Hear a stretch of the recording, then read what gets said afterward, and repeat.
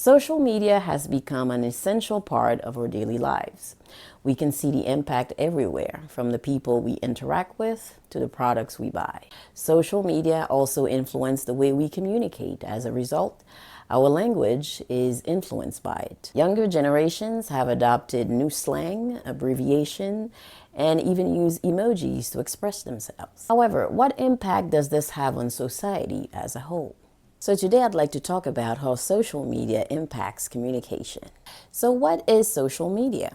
Social media language is a term that is used to describe the unique vocabulary and writing style that has emerged on social media platforms. Social media platforms such as Facebook, Twitter, Instagram, Snapchat, and the likes. This language is marked by its informal tone. So you have the use of brevity meaning brief, okay, or short. You also have the use of slang and many phrases that are abbreviated or shortened. It is a language that is constantly adapting and evolving to new trends, and it is largely influenced by the current generation values and culture. Social media is a way for the current generation to express their emotions and their thoughts in an authentic way so that their peers can relate to them. It is a language that has created a sense of community. You have the use of hashtags, memes, and other forms of social media. One of the most noticeable effects of social media on language is the increase of abbreviation and acronyms.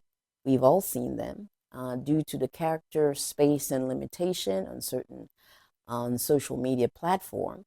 You now have to convey your feelings in a more, or your thoughts, I should say, in a more concise way, because there's not enough space to write as you would write, on a notebook.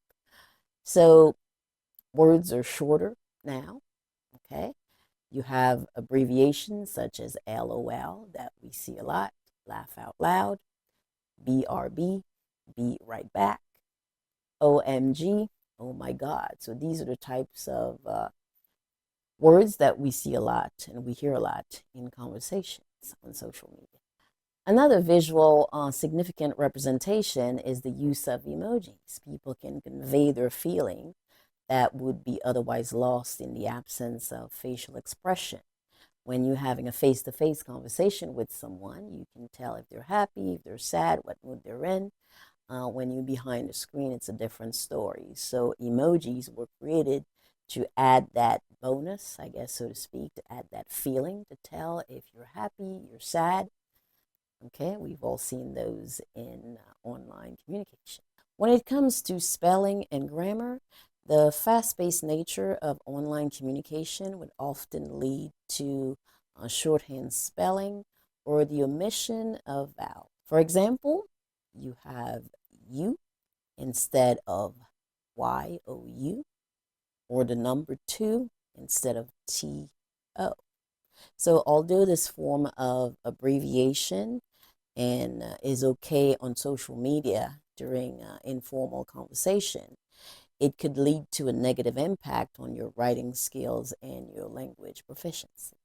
On the other hand, social media has given rise to a new form of language creativity. Nowadays, people can create new slangs, new words they're creating, and before you know it, it's going viral.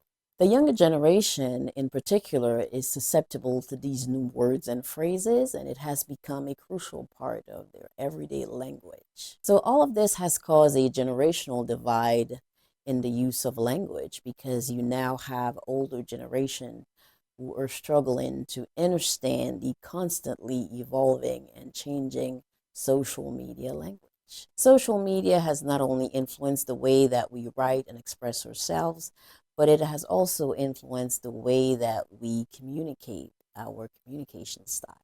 Online platforms have led towards a shift to more informal and casual communication. People feel more comfortable sharing personal experience and emotions online.